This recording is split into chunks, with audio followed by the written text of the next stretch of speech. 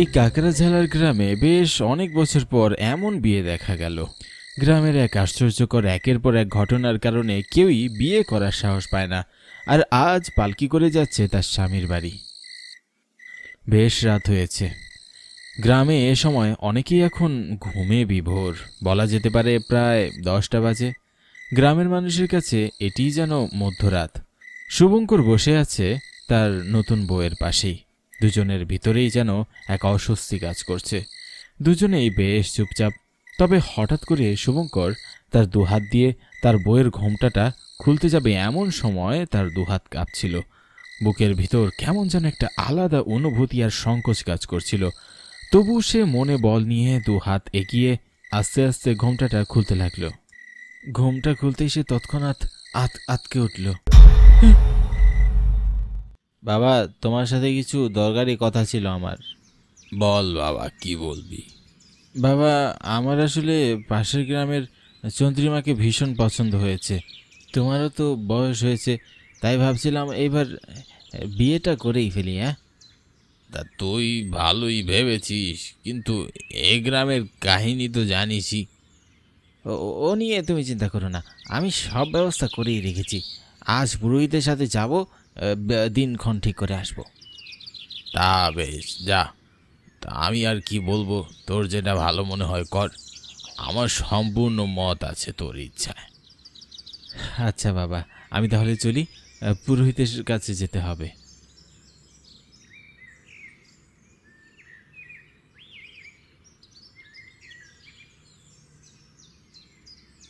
এই গ্রামে বিয়ে হওয়ার পরপরই নববধূর মৃত্যু হয়। কেউ আর নতুন বউ নিয়ে সংসার করতে পারে না। সকলেরই বাসর রাতেই ঘটে ভয়ঙ্কর ঘটনা। আর তার পরদিন নতুন গৃহবধূর লাশ পাওয়া যায়। এসব কেন হয় তা কেউই জানে না। বিগত অনেকগুলো বছর ধরে এই ঘটনা ঘটে আসছে। এ গ্রামে কেউই এই ভয় আর বিয়েই করে না, সকলেই অবিবাহিত রয়ে গেছে। কিন্তু এইবার আর সুভাষ ভয়ে দমিয়ে থাকবে না। তার পাশের গ্রামের একটি মেয়ে চন্দ্রিমাকে তার ভীষণ পছন্দ হয়েছে। প্রথম দেখাতেই যেন ভালোবেসে ফেলেছে। তাকে সে এবার বিয়ে করেই ছাড়বে। তবে প্রত্যেক বিয়ের বাসর রাতেই যে এমন ঘটনা ঘটে, সেটির সমাধান পেতে সুভাষ যাচ্ছে এ গ্রামের পুরোহিতের কাছে। যদি তিনি কোনো সমাধান দিতে পারেন এই আশায়। সামনেই মন্দির, সেখানেই ওই পুরোহিত থাকে। সুভাষ এক পা দুপা করে ঢুকছে মন্দিরের ভিতর। ঢুকতেই দেখে পুরোহিত বসে আছে। মনে হচ্ছে যেন গভীর ধ্যানে মগ্ন আছেন তিনি। পুরোহিত হলেও এসব বিভিন্ন সমস্যার সমাধান তিনি দেন। তাই কেউ সমস্যায় পড়লে এই পুরোহিতের কাছেই সবাই আসে। পুরোহিত মশাই, পুরোহিত মশাই। কে? আমি, পুরোহিত মশাই। সুভাষের কথায় পুরোহিত তার চোখ জোড়া খুলে দিল। সুভাষ বেশ ইতস্তত বোধ করল। কি চাই তোর? পুরোহিত মশাই, আমি বিয়ে করতে চাই। তবে আপনি তো জানেনই সব, এ গ্রামে দীর্ঘদিন যাবৎ কোনো বিবাহ হয় না। আর হলেও পরদিন লাশ পাওয়া যায়। তবে তবে শেষ কোথায়? এসব নিয়ে তুই আমার মাথা ঘামাস না, যা ইচ্ছে হয় হতে দে, নয়তো তোর ঘোর বিপদ হবেই বলে দিচ্ছি। এইভাবে চললে তো একসময় এই গ্রামে পুরুষের সংকট দেখা দিবে। জনমানবহীন হয়ে পড়বে পুরো গ্রাম, কোনো অস্তিত্বই থাকবে না এই গ্রামের। এসব আর আমি শুনবো না, তুই এখান থেকে চলে যা। এ বিষয়ে আমাকে যা বলেছিস বলেছিস, আর কাউকে কিচ্ছুটি বলবি না। তবে তবে আবার কি? একটি বিয়ের শুভক্ষণ কবে সেটি যদি একটু বলে দিতেন। নিজের বিপদ নিজেই ডেকে আনছিস, তাই তো? তবে কালই আছে একটি শুভ দিন। এখন যা তো এখান থেকে, আমায় আর বিরক্ত করিস না। পুরোহিতের এ কথা শুনে সুভাষ আর কোন উত্তর দিল না। সে তার মতো চুপ করে বের হয়ে আসে মন্দির থেকে। তার পুরো চোখে মুখে দুশ্চিন্তার স্পষ্ট ছাপ। সাবধান হতে গিয়েও সাবধান হতে পারল না। এদিকে কালই শুভক্ষণ, বিয়ের সব জোগাড় আয়োজন কাল সন্ধ্যার আগেই করতে হবে। চন্দ্রিমার বাবা মাকেও রাজি করাতে হবে। অনেক কাজ তার। তবে আজ সে কিছুই করবে না, যা করবে কালকে করবে।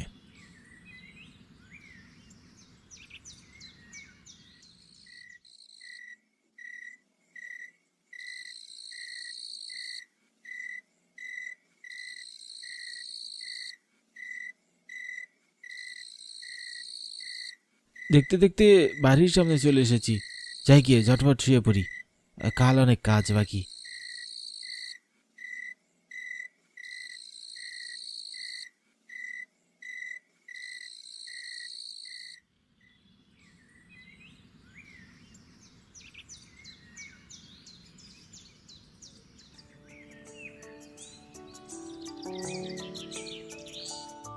আজ সারাদিন সুভাষের উপর দিয়ে ভীষণ ধকল গিয়েছে।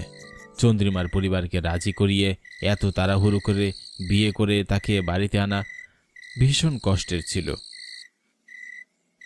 বেশ ক্লান্ত তার শরীরটাও এখন নেতিয়ে পড়েছে। সে নিজের ক্লান্তি ভাবটা লুকিয়ে এক পা দুপা করে আস্তে আস্তে চন্দ্রিমার পাশে এসে বসল। বিছানায় এক হাত ঘোমটা টেনে চন্দ্রিমা বসে আছে। তার ঘোমটাটি সুভাষ হাত বাড়িয়ে তুলতেই দেখে এক ভয়ঙ্কর বিভৎস চেহারা। সাথে সাথে তার বুকটা যেন খচ করে ওঠে। এ তো আমার চন্দ্রিমা নয়। সুভাষ এমন রক্তমাখা চেহারা দেখে একদম ভরকে যায়। সে মনে মনে আন্দাজ করছিল আজ রাতেই তার সাথে কিছু একটা ঘটবে, আর ঠিক তাই হলো। তার এমন বিভৎস চেহারা দেখে ভয়ে যেন থরথর করে কাঁপছে। চোখ দুটো বড় করে তাকিয়ে রয়েছে তার দিকে। কি তুমি? আমার চন্দ্রিমা কোথায়?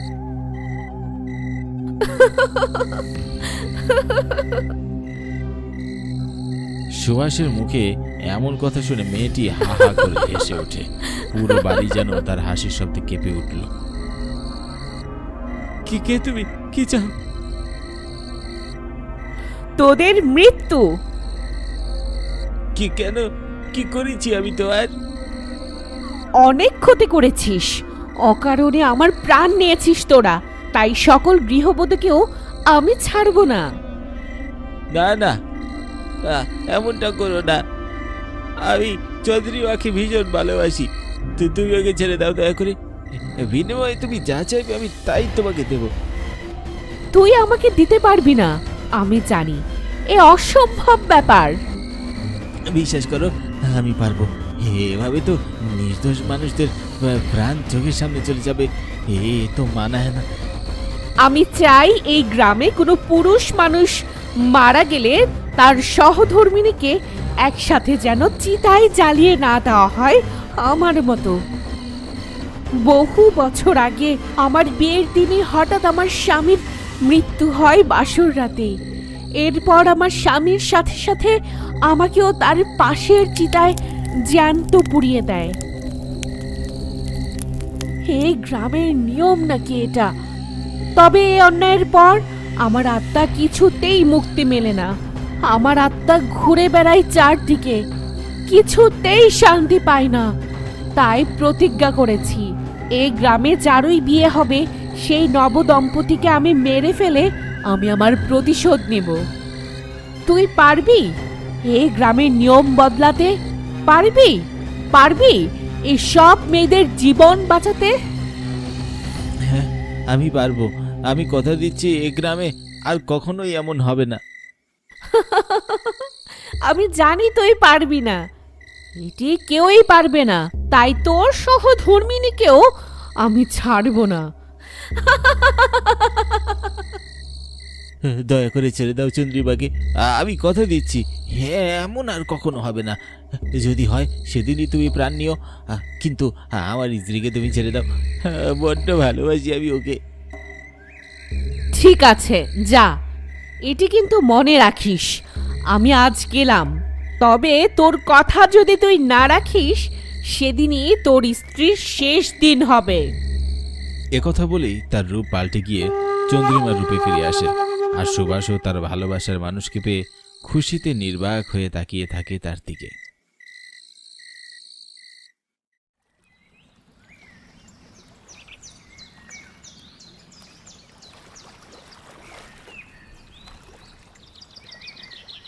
আজ আমার কাজ শেষ, আমি বাড়ি গেলুম রে নিতাই। যা, আমি আর কিছুক্ষণ থাকবো। বউ বাড়ি নেই, এখন কি করব বল। সে কি রে, বৌদি চলে গেছে? গিন্নি তার বাবার বাড়িতে গেছে, রান্না বান্না তো করা নেই। ভাবছি একটু পর হারন কাকার ভাতের হোটেল থেকে ভাত খাবো। ঠিক আছে, তাই খাস, আমি গেলাম রে।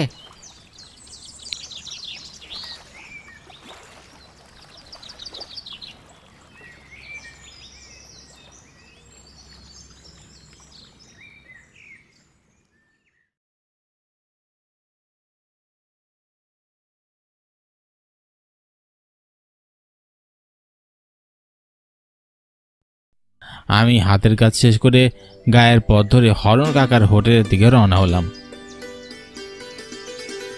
আমার নাম নিতাই, পেশায় একজন কৃষক। অন্যের জমিতে চাষবাস করে জীবিকা নির্বাহ করি। তবে কিছুদিন আগেও আমার নিজের অনেক জমি ছিল, এখনও অল্প কিছু আছে, তবে তা বেশি দিন থাকবে বলে মনে হয় না। কারণ আমার কিছু বাজে অভ্যাস আছে, যার কারণে ধীরে ধীরে সব জমি হারাতে বসেছি। সাথে আমার সোনার সংসারটাও শেষ। গিন্নি রাগ করে বাবার বাড়ি চলে গেছে, আর এটা তো সবাইকে বলাও যায় না। গিন্নি চলে যাওয়ায় খারাপ লাগছে, কিন্তু কি আর করার। তাসের নেশায় আমি পুরোপুরি অন্ধ হয়ে গেছি। আজ রাতেও আমার ক্ষেতের পাশে তাসের আসর জমবে, সেখানে মধ্যরাত পর্যন্ত চলবে তাস খেলা।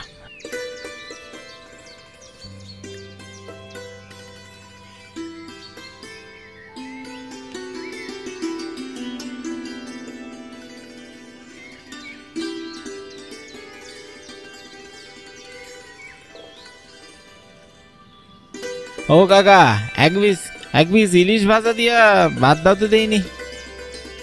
ইলিশ যে দিতে করছিস, টাকা আছে তোর কাছে? এখন নাই, তবে আজ রাইতে ঠিকই হইব। আজ রাইতে তোর কে টাকা দিয়া যাইব হনি? কি কাকা, ভুলে গেছো নাকি?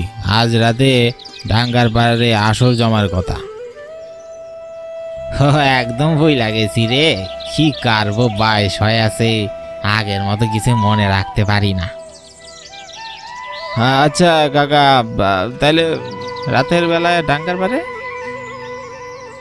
আসবো, আমারে ছাড়া তোরা তুই আর খেলতে পারবি না। হরণ কাকা আমাদের থেকে একটু বয়স্ক, কিন্তু তার ভাগ্য খুবই ভালো।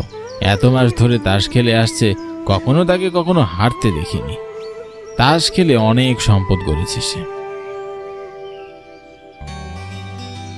আমি ভাত খেয়ে আবারও খেতে যাওয়ার উদ্দেশ্যে বেরিয়ে পড়ি। সারাদিন খেতে কাজ করে রাতে তাসের আসরে সময় কাটাই। এটাই আমার নিত্যদিনের অভ্যাসে পরিণত হয়েছে।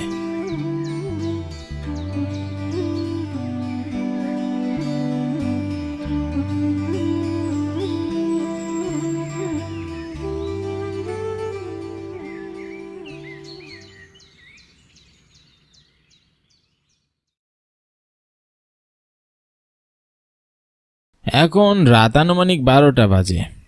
পুরো গ্রাম ঘুমে তলিয়ে আছে, শুধু জেগে আছে তারাই যারা রাতের বেলা এই ডাঙ্গার বারে তাস খেলতে আসে। আজ বাহিরে বিদঘুটে অন্ধকার। আমি হ্যারিকেন হাতে ডাঙ্গার পাড়ে আসি, এখনও কেউ আসেনি। আমি নিজের ক্ষেতের দিকে তাকিয়ে একটা দীর্ঘ নিঃশ্বাস ফেলি। মাঝে মাঝে আমার নিজেকে অনেক বেশি খারাপ মনে হয়। তাস খেলা তো আর ভালো কোনো জিনিস নয়। এই তাসের জন্যে আমি জমি জায়গা, নিজের সোনার সংসার সব খুইয়েছি। এখান থেকে কিছুতেই বেরিয়ে আসতে পারছি না। নিজের জীবন নিয়ে আকাশ কুসুম চিন্তা ভাবনা করতে করতে হঠাৎ মনে হলো আমার শরীরটা ভারী হয়ে আসছে। কেমন যেন অস্বস্তি কাজ করছে নিচের ভেতর। মনে হচ্ছে আমার দিক থেকে এক জোড়া চোখ খুব হিংস্রভাবে তাকিয়ে আছে। আমি চারদিকে তাকিয়ে কাউকেই দেখতে পেলাম না। ঠিক তখনই মনে হলো পিছনে কেউ এসে দাঁড়িয়েছে। মুহূর্তে আমার সারা শরীর শিউরে উঠল। পেছনে তাকাবো কি না, সেই মুহূর্তে আমার কানের কাছে কেউ ফিসফিস করে বলল, শেষ রাত নিতাই। কথাটা কানে আসতে আমার হৃৎপিণ্ড লাফিয়ে উঠল। কে পিছনে আছে, কে বলছে এসব? আমি ভয়ে ভয়ে পিছনে ফিরে তাকাই, কিন্তু কি আশ্চর্য, পিছনে কেউ নেই। আমি চারপাশে চোখ বুলিয়ে নেই, কোথাও কেউ নেই। কেউ কি লুকিয়ে আছে ক্ষেতের মধ্যে? বুকের ভেতর অজানা এক ভয়ের সৃষ্টি হয়। এক দৌড়ে বাড়ি চলে যাওয়ার ইচ্ছা করছে। আজ এতক্ষণ হয়ে গেল, কিন্তু তাসের আসর জমতে কেউই আসছে না। আমি বাড়িতে যাওয়ার জন্য পা বাড়াতেই দেখতে পেলাম রমেশ এসেছে।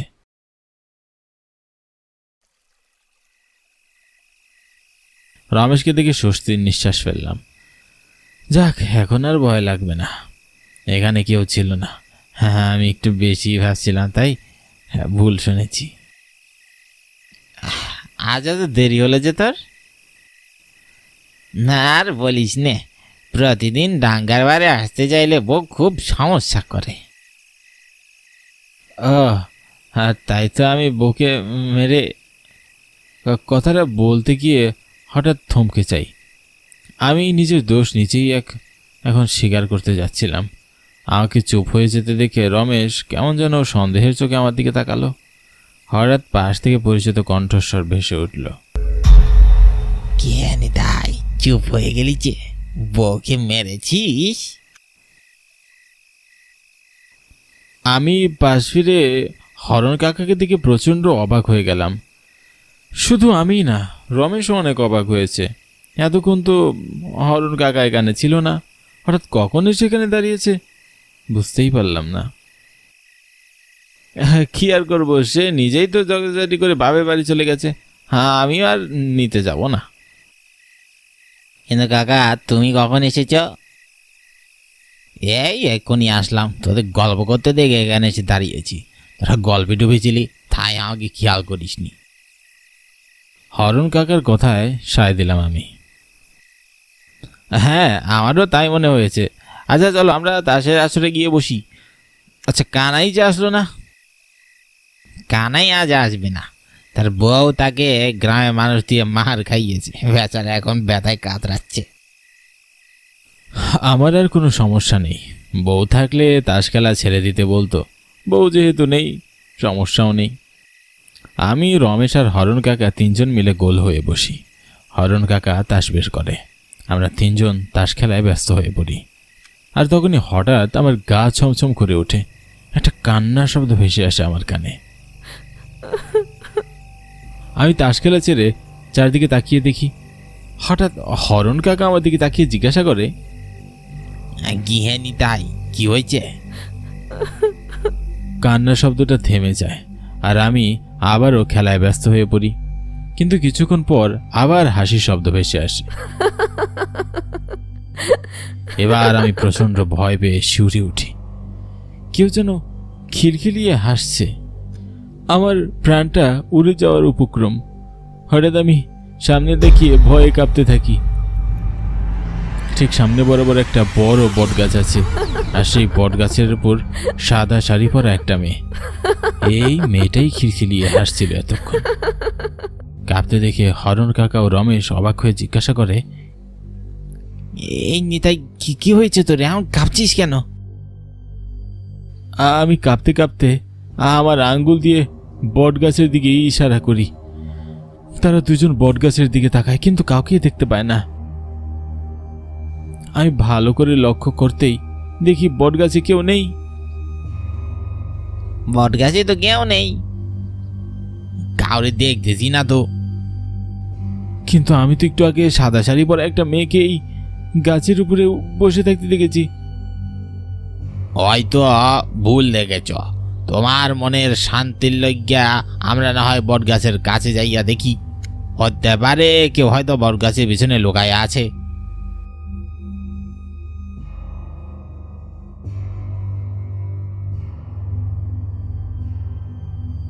হরণ কাকার কথা মতো আমরা বট গাছের দিকে এগোই। বট গাছের উপরে কেউ নেই। পিছন দিকে দেখতো কেউ আছে কিনা। আমি আর রমেশ বট গাছের পিছনে তাকাই, আর যা দেখি তা দেখে হ্যাঁ, আমাদের সর্বশরীর শিউরে উঠে। হারুন কাকা মৃত অবস্থায় পড়ে আছে, তার ঘাড়ের কাছে রক্ত লেগে আছে। মনে হচ্ছে কেউ যেন ঘাড়ে কামড় দিয়ে তার ধারালো দাঁত দিয়ে তার শরীরে রক্ত সব চুষে নিয়েছে। রক্তশূন্য মুখটা পড়ে আছে। আমি ও রমেশ বিস্ময়ের চূড়ান্ত পর্যায়ে চলে যাই। হারুন কাকা যদি বাড়াই যায় তাহলে এতক্ষণ আমাদের সাথে তাছের আসরে গিয়েছিল। ডরাইছাস? কাকা, হ্যাঁ, আমি তো কিছুই বুঝতে পারছি না। ও কাকা, কি হচ্ছে এসব? বুঝতে পারছি না কিছু। মুহূর্তেই হরণ কাকা ভয়ঙ্কর এক নারী মূর্তিতে রূপান্তরিত হয়। পরনে সাদা শাড়ি, ভয়ঙ্কর এই মেয়েটিকে দেখে রমেশ জ্ঞান হারিয়ে মাটিতে লুটিয়ে পড়ল। কিন্তু আমি আমার চোখের সামনে আমার মৃত স্ত্রী পল্লবীকে দাঁড়িয়ে থাকতে দেখি। পল্লবী, তুমি? কিন্তু এ কি করে সম্ভব? যেভাবে সম্ভব হইছে আমারে মাইরা ওই গাঙ্গের পারে পুইত্তা রাখছোস। তোরে আমি অনেক ভালোবাসতাম, মা বাবা নিজের পরিবার ছাইরা আমি তোর কাছে আসছিলাম, কিন্তু তুই কি করলি? আমারে রাইতের বেলা গলা কাইটা টুকরা টুকরা কইরা এখানে পুইত্তা রাখলি। আমার ভুল হয়ে গেছে পল্লবী, আমার তুমি ক্ষমা করে দাও। মাফ করুম? মাফ করলে তো শান্তি পাবো না। তোরে আমি তাস খেলতে নিষেধ করাই তুই আমারে মাইরা ফেলছস। আমার ভুল হয়ে গেছে, আমি তখন সজ্ঞানে এইসব করি নাই। আমিও এখন সজ্ঞানে নাই, আগের মতো সহজ সরল নাই। তোর গুরু হরণ কাকারেও তো আমি মাইরা ফেলছি, এখন তোরে মারমু। আর রমেশ তারে ছাইরা দিলেও দিতে পারি, যদি কালকা থাইকা তাস খেলা ছাড়ে তাইলে। তারে আর মারমু না, কারণ পোলাটা ভালোই ছিল, তুই তারে তাস খেলা শিখাইছস। আমার মাইরা না, আমার ভুল হয়ে গেছে, আমি আর জীবনে তাস খেলবো না। তোরে জীবন থাকা অবস্থায় অনেক সুযোগ দিছি, কিন্তু এখন আর না, মরার লাইগা প্রস্তুত হনি তাই। এই বলে ভয়ঙ্কর বিভৎস চেহারা পল্লবী আমার কাছে গিয়ে আসে, আর তারপর তার ধারালো দাঁত আমার ঘাড়ে বসিয়ে দেয়। ব্যথায় যন্ত্রণায় আমি চটপট করতে থাকি, চিৎকার দিয়ে উঠি, কিন্তু সে আমার চিৎকার কে শুনবে? বাঁচাও!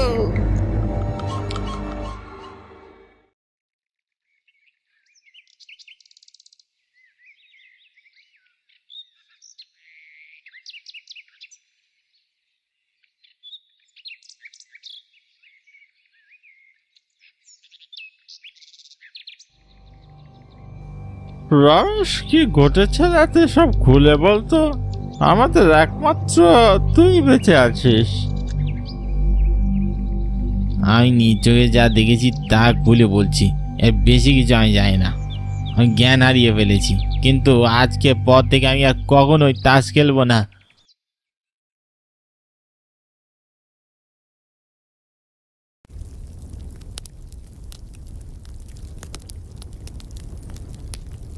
দুপুরের কড়া রোদে চিতার আগুন দাও দাও করে জ্বলে উঠেছে। চিতায় যে শুধু আমার বাবার লাশটি জ্বলছে তা নয়, বাবার লাশের সাথে সাথে জ্বলে পুড়ে ছাই হয়ে যাচ্ছে আমাদের পরিবারের প্রতিটি আশা ভরসার স্বপ্নগুলো। আসলে কোনো মানুষই একা মরে না, অনেকগুলো মানুষের স্বপ্ন, বেঁচে থাকার অবলম্বন এসব নিয়ে মরে। আমার বাবার উপার্জনের টাকায় আমাদের পরিবার চলত। আজ জমিদার মশাইয়ের ফসল শহরে বিক্রি করতে যাওয়ার সময় ভয়ঙ্কর এক দুর্ঘটনায় বাবার মৃত্যু হয়। আমি শুভঙ্কর, দ্বাদশ শ্রেণীতে পড়ি। বাড়িতে আমার মা আর বিয়ের উপযুক্ত ছোট একটি বোন আছে। পরিবারের বড় সন্তান হিসাবে এখন আমার তাদের সব দায়িত্ব আমার কাঁধের উপর। বাবা মারা যাওয়ার সাথে সাথে মাথার উপরের ছাদটি যেন হারিয়ে গেল। একটা ভরসার হাত মাথার উপর থেকে হারিয়ে গেল। দুপুরের তীক্ষ্ণ রোদ যেন আমার গা পুড়িয়ে ফেলছে। বাবার চিতার আগুন নিভে যাওয়ার সাথে সাথে বাবার শেষ কার্য সম্পূর্ণ হবে। চিতার আগুন তো একটা সময় নিভে যাবে, কিন্তু আমার মনের ভিতরে যে কষ্টের আগুন জ্বলছে তা কখন যে নিভবে বা নিভবে কিনা সেটা আমার জানা নেই। ধীরে ধীরে একটি সময় বাবার দেহকে পুড়িয়ে দেওয়া গনগনে আগুনটি নিভে গেল। আমিও তখন আস্তে আস্তে পা চালিয়ে হাঁটতে লাগলাম বাড়ির পথে। বাড়িতে আমার মা আর একমাত্র ছোট বোন তমা আমার জন্য অপেক্ষা করছে। আমি বাড়িতে পৌঁছানোর সাথে সাথে আমার ছোট বোন তমা কাছে এসে আমাকে বলল, দাদা, বাবার শেষ কার্য শেষ করে এসেছো দাদা। আমাদের এখন কি হবে দাদা? বাবাকে ছাড়া আমরা কেমন করে থাকবো?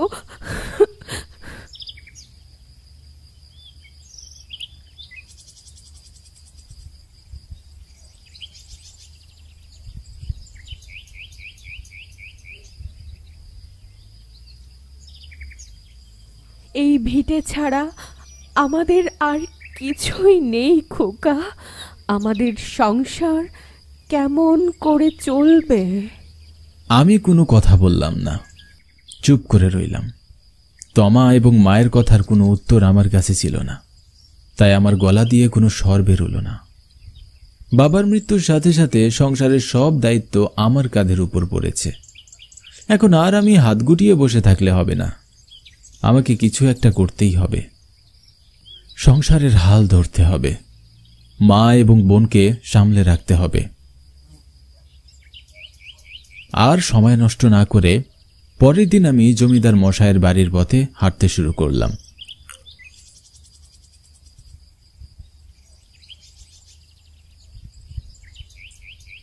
জমিদার মশাই খুব গম্ভীর মানুষ। তিনি খুব একটা মানুষের সাথে মন খুলে কথা বলেন না, তবে তিনি আমার বাবাকে খুব ভালোবাসতেন। জানি না আমার এই দুর্দিনে তিনি আমাদের পাশে দাঁড়াবেন কিনা। এসব ভাবতে ভাবতেই আমি জমিদার মশাইয়ের বাড়ির সামনে চলে আসলাম।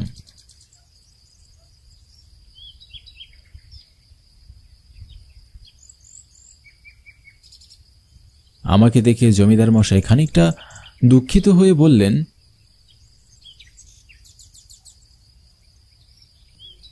শুভঙ্কর, তোমাদের জন্য আমার খুব দুঃখ হচ্ছে।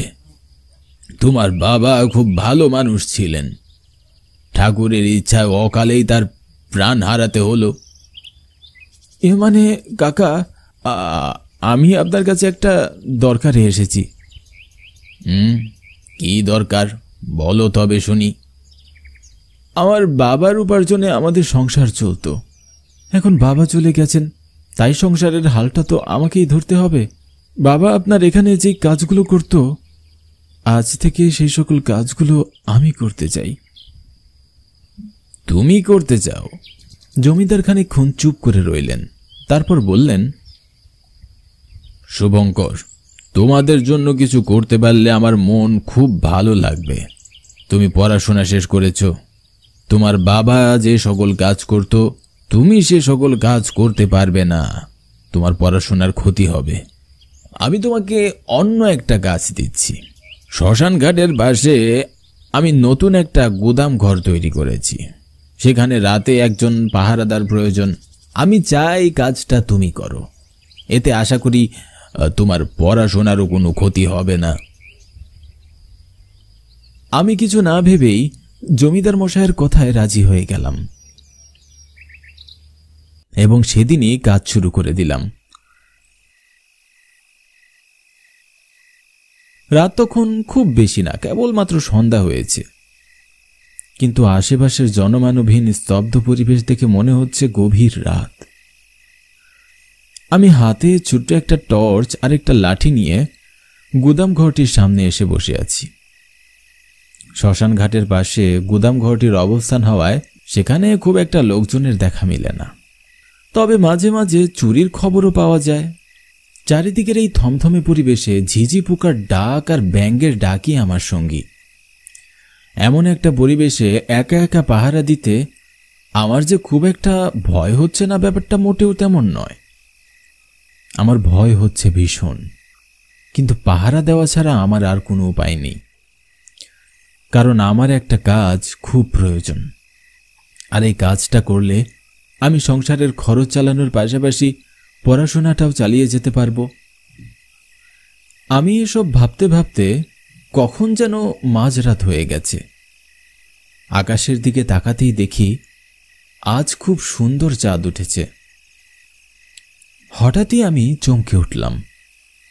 কেমন যেন আমার মনে হচ্ছে আমার পিছনে কেউ একজন দাঁড়িয়ে আছে, কিন্তু পিছনে ঘুরে তাকানোর সাহস হচ্ছিল না। ফ্যাক্টরির পাশেই একটু ঝোপ জঙ্গল ছিল। হঠাৎ করে ঝোপটা নড়ে উঠল। আমার বুকের ভেতরটা কেমন জানি অনুভূতি হচ্ছিল, তা আমি বলে বোঝাতে পারবো না। মনে সাহস করে বললাম, কে কে ওখানে? ঝোপের ভেতরে কে? আমার কথার কোনো উত্তর কেউ দিল না। হবে হয়তো ঝোপের ভিতরে শেয়াল বা অন্য কোনো প্রাণীর বাসা। আমি খামোখাই মনে হয় একটু বেশি ভয় পাচ্ছি। আমি মনের মধ্যে একটু সাহস জুগিয়ে এনেছিলাম। ঠিক তখনই কেউ একজন অদ্ভুত কণ্ঠস্বরে বলে উঠল, চলে যাও, এখান থেকে চলে যাও, আমাদের বিরক্ত করতে এখানে এসো না। আওয়াজটা যে আমার পিছন থেকে এসেছে তা আমি খুব ভালো করেই বুঝতে পারছি, কিন্তু পিছনে তাকানোর মতো সাহস হচ্ছিল না। ভয়ে আমার হাত পা থরথর করে কাঁপছে। ভয়ে ভয়ে আমি পিছনে তাকালাম, কিন্তু কাউকেই দেখতে পেলাম না।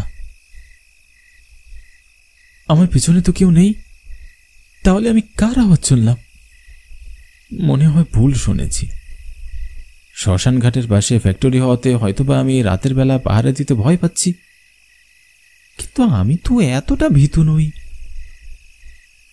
আমি চারদিকের স্তব্ধ পরিবেশটা দেখতে লাগলাম। তখনই আমি কোনো কিছু শব্দ শুনতে পাই। শব্দটা শুনে মনে হচ্ছে কোনো মেশিন চলছে, কিন্তু ফ্যাক্টরি তো বন্ধ। তাহলে এই রাতের বেলা মেশিন চালাবে কে? আর এতক্ষণ তো মেশিনের শব্দ ছিল না। ব্যাপারটা আমার কাছে খুব গোলমাল আর অদ্ভুত মনে হচ্ছে। মেশিনের শব্দ ঠিক কোথা থেকে আসছে তা আমি অনুভব করার জন্য এগিয়ে কান পেতে শুনতে লাগলাম, এবং বুঝতে পারলাম গুদাম ঘরের ভেতর থেকে মেশিনের শব্দ আসছে। আমি অনেকটা অবাক হলাম। আরে, গুদাম ঘরে তো কোনো মেশিন থাকার কথা নয়, তাহলে এখান থেকে মেশিনের শব্দ আসছে কি করে? একবার কি ভিতরে গিয়ে দেখব? আমার কাছে চাবি আছে। না থাক, জমিদার মশাইকে না জানিয়ে ভিতরে যাওয়াটা ঠিক হবে না। আমি গুদাম ঘরের সামনেই বসে রইলাম। মেশিনের শব্দ যেন থামছেই না। রাত যত গভীর হচ্ছে মেশিনের শব্দ ততই বাড়ছে। মনে মনে ভাবলাম, না, এভাবে তো আর চলে না। গুদাম ঘরের ভেতরে গিয়ে একবার দেখা উচিত। তারপর ভয়ে ভয়ে গুদাম ঘরের ভিতরে প্রবেশ করলাম।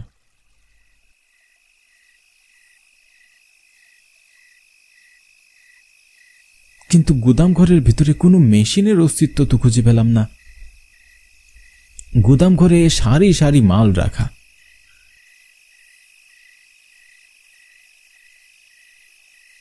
তারপর আমি গুদাম ঘরের বাইরে চলে আসলাম।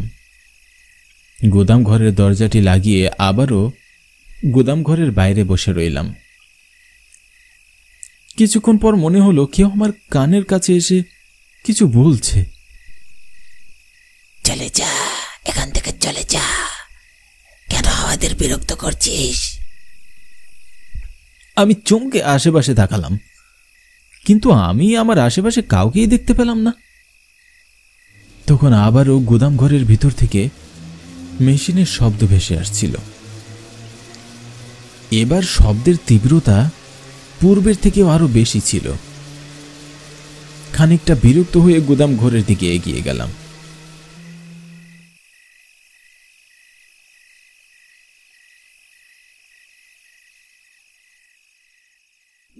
ভিতরে ঢুকে যা দেখলাম তা দেখার পর আর স্বাভাবিক থাকতে পারলাম না। ভয়ে আমার হাত পা ধরধর করে কাঁপতে শুরু করলো। আমি দেখলাম গুদাম ঘরের ভিতরে অনেক লোক দাঁড়িয়ে, সবার মুখ একদম ফ্যাকাশে আর চোখ দিয়ে রক্ত গড়িয়ে গড়িয়ে পড়ছে। আমাকে দেখে সবাই হাসতে লাগলো।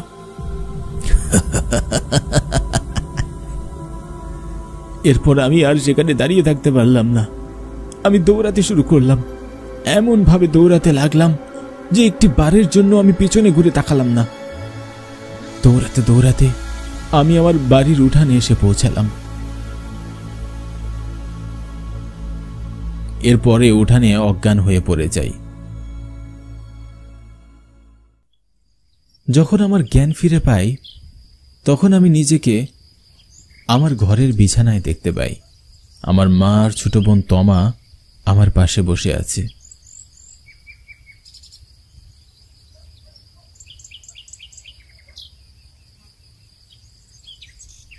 তারপর আমি পুরো ঘটনাটি আমার মাকে জানাই। সব শুনে মা আমাকে বললেন, এখন থেকে অনেক বছর আগে ওই গোদাম ঘরের ওইখানে একটা কারখানা ছিল।